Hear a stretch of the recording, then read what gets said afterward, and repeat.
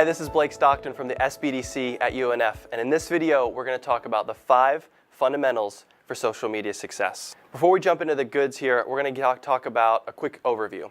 We're going to talk about my background and why I'm in this video and why you're listening to me right now.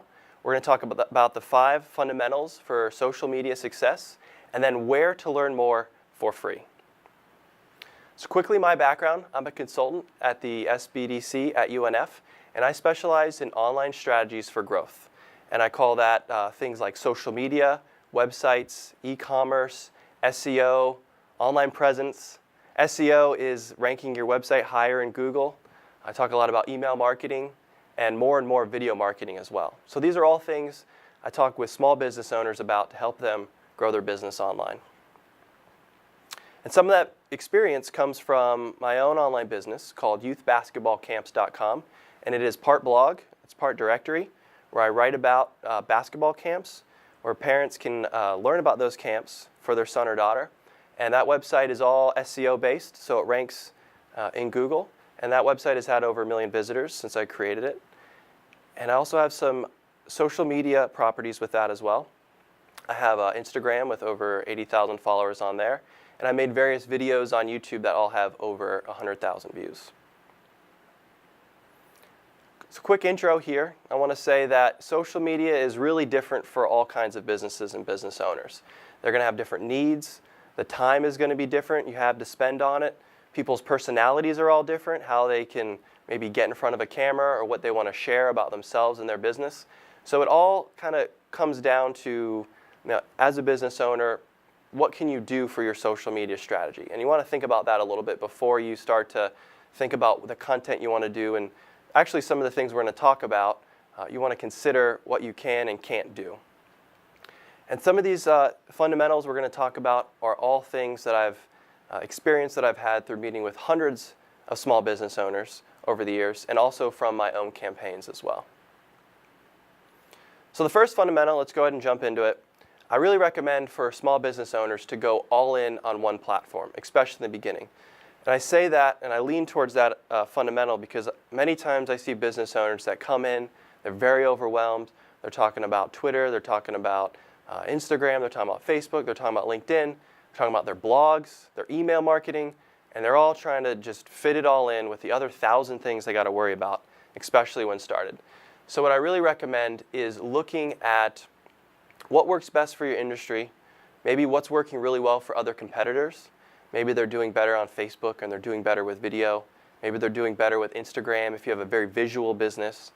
And think about what you want to spend 90% of your time on and master that platform really well. Because there's a term in social media called post natively. And post natively means that every platform has different, I guess you could say, requirements. People speak differently on every platform. Because you don't want to take the same post and dump it in Instagram, dump it in Facebook, dump it in Twitter. Because over time, people are going to pick up on that, and it's not going to engage with the audience as well. So really recommend going all in on that one platform. And the other big reason why you want to go all in on that platform is because you need to spend time engaging with your followers. Just posting things is not going to be good enough. And if you're just posting things on 5 platforms, it's going to be hard to actually spend time in, let's say Facebook, and comment on your, if someone leaves a comment, then you can leave a comment on their post, start that conversation. Maybe you want to talk with other, call it shoulder niches. So maybe if you're a bakery in a shopping center, you have other similar businesses like a coffee shop right next door. You guys can talk with each other and share each other's posts within Facebook. So that's really important, that social aspect as well. The second fundamental, and this is very important, is that you must have engagement when you make posts on social media. So engagement is anything that any of your followers are doing. So it's the likes, it's the shares, it's the hearts, it's the comments, it's the thumbs ups, tweets, pins, whatever it might be. You have to have that engagement. And there's a few reasons why. But the main reason is that now all social media platforms have these things behind the scenes called algorithms. These very complicated mathematical formulas. They've hired some of the smartest folks in the world, mathematicians. Some of them are called attention scientists who specialize in keeping people's attention. So they've hired these smart people basically to keep people on their platform for as long as possible and to give them what they like. So what's the number one way that Facebook and Twitter and Instagram and YouTube sees if people if what you post as a business owner is a good thing, is the engagement, is the likes, is the comments. So if you're posting things that aren't getting any engagement, Facebook, for example, is going to say, your post is not very good, and we're not going to show it to many people. So I've seen business owners who've posted 20 things in a row and they get no likes, or it's the same one person, or maybe you're the only one liking your post, and it's being seen by barely any people, maybe 2-3% of their followers. So you have to get that engagement. And with that, the million-dollar question is, what's getting engagement, right? And that really depends on what platform you're on. It depends on what you're posting. It depends on your niche you're in. But one way to kind of break that down so you don't do trial and error and you learn from your own mistakes is to go ahead and follow the big players, which is fundamental 3. So these are the people who are already getting a lot of engagement, who have a lot of followers. This doesn't have to be the national brands. It doesn't have to be the big brands, because their strategy is a little bit different than small business owners. They have that budget that they can spend money on for animations, and they may have a social media team. But it's still good to see what they're doing to get success. So follow those big players. It doesn't have to be in your city. So for Jacksonville, a lot of people think, oh, let's just follow the people in Jacksonville I know of. Well, maybe you want to look into some bigger cities like Chicago or LA or New York City and see what those businesses that are doing well there, what you can do for yourself, and see if you can learn from them as well. So one of the things to think about here when following those big players, you might be in a little bit of a weird niche. You might be in a weird industry for your business where a lot of social media isn't doing, it's not using it for a lot of success for the people that you're seeing. So look for a shoulder niche. So look for people who are in a similar niche as you, but maybe a little bit different, and see what they're doing for success. One thing to think about is that a lot of followers does not mean good engagement. So if you see someone with 1 million followers, but they're only getting a few hundred likes or maybe even a couple thousand likes, that does not mean that they are doing things well. I mean, if you have 1 million followers, you should be getting, ideally, you'd want more than a couple thousand likes, right? So look at the percentage of likes to the amount of followers they have. And a good example of following good players, and this was just from last week I was with a client, is we randomly looked up Oprah, and we looked at her profile, and she has a huge profile. She has 11 million followers. And if you look there, she has a lot of very professionally done photos or videos.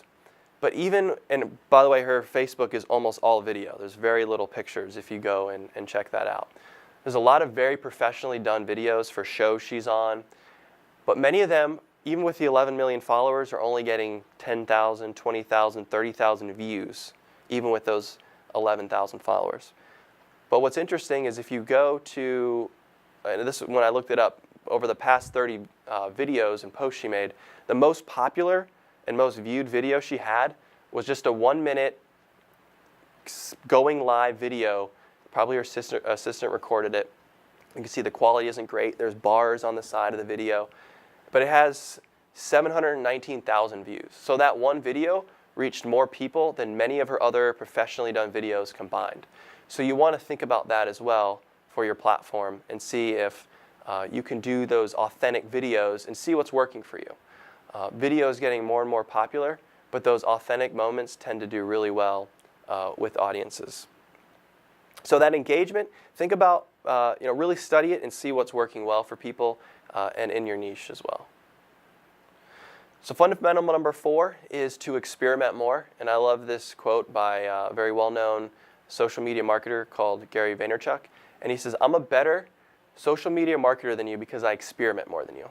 And what that pretty much means is that social media is changing so much. It's changing so rapidly. I was just reading last week about how in 2018 and beyond, virtual reality is going to get more and more popular in social media. You're going to be able to take a ball of a camera, put it in your business, go live, a ball with all these cameras on it, go live. People are going to be able to put on their virtual reality headsets, and it's like they're in your business for looking at your latest donuts, or maybe you want to give them a presentation about some tips if you're an accountant. There's a whole thing changing now. It's going to be a crazy couple of years with all this new technology. But with social media, it's always changing. Every few months there's something new in some platform. So you got to experiment. I hear people say things like, well, the video only needs to be a couple minutes. Well, a local example, I found this actually yesterday, just randomly with a client. There's a GoRuck they're a local company in Jax Beach. They're headquartered in Jax Beach, and they put on very intense obstacle course races. And the hardest one is 48 hours. Well, they have some professional videos on their Facebook, but one video that they recorded was 2.5 hours long, a 2.5 hour long live video of someone completing the final 2.5 hours of their race. And that video got like 250,000 views. It had, I think, 1,500 shares.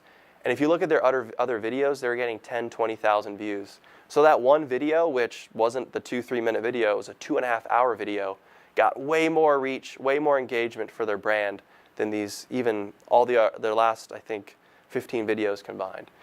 So you got to try different things. Maybe it's a longer live video. Maybe it's longer text in your post. Maybe you almost do like a semi-blog post in your Facebook. You never know what can work and not work. But experimenting and trying new things with whatever platform you're in. Another example is in Facebook and Instagram in particular. You probably see these videos with text on the top and bottom. Those have been around for a little bit, but when those first came out, maybe a year and a half ago, 2 years ago, they were crushing it with the engagement because they were so different. And not everyone caught up yet. The apps didn't catch up where how to put text on videos on the top and bottom with the white space. So when those first came out on Instagram, they were getting so much engagement. Now it's slowing down a little bit, but that's an example of why you'd want to experiment more. Because if you get ahead of that wave and that new thing that's going on, then you can really ride it and help grow your profile and grow your following. So going on, number 5 here with experimenting more. So don't get in the habit of scheduling your posts. So I see a lot of clients scheduling it in advance, and they get into habit. And I see, for example, a lot of clients do like, call them pick quotes, which was great a few years ago, but nowadays, particularly in Facebook and Instagram, they're just not getting the same engagement. And those are pictures with text on them, right? So I see a lot of clients getting comfortable with that. Maybe they paid someone to make several of them. It still might work for your platform, but there's other options to get more engagement. And you can try things like, try the picture slideshows, try the videos, try going live, and do some of those, like I said, those long text posts as well. So fundamental number 5, the last one, I know the last one said number 5, but that was a continuation of number 4. But number 5 here, and this is something that folks tend to forget, especially business owners, because I know the time constraint, it's hard to do a lot of this, but it's important to really get a good following online, is to remember that is a social platform. It's not just post and give people content. You want to have that back and forth. It's a great way to build relationships with your most loyal fans, the people that come in to your business a lot and really like the product and service you're doing. So the best example that I heard was to imagine you're at a cocktail party. You want to talk in the same way online that you are at a cocktail party. And then same thing with a cocktail party. You don't want to be the one doing all the talking. So like I said earlier, comment and engage with those people on any platform. Don't forget to check in and see what they're doing and trying to create, they probably want to have a conversation with you, so get that conversation going. So last thing here, last little bit here is to learn more for free, because I love free resources and giving small business owners free resources. My favorite marketer, one of my favorite marketers is Neil Patel. He's a fantastic marketing blog. His blogs are very lengthy, filled with a ton of descriptions and a bunch of links to continue your education about online marketing and social media.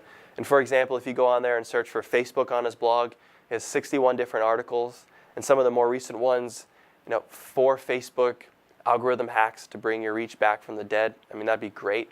We mentioned there's a lot of great information in there. We mentioned the algorithm and how it's, lowering your reach because they're trying to just give people what they want to see and engage with. Here's some hacks, they call them, to get around that algorithm so your post can reach more people. Ultimate guide to automated Facebook campaigns. If you're doing any ads or paying for anyone to do ads for you, you definitely want to read a little bit to see what's going on with ads, because that's a very changing industry well. And the last one is 22 ways to make your Facebook ads better. Another great recent article.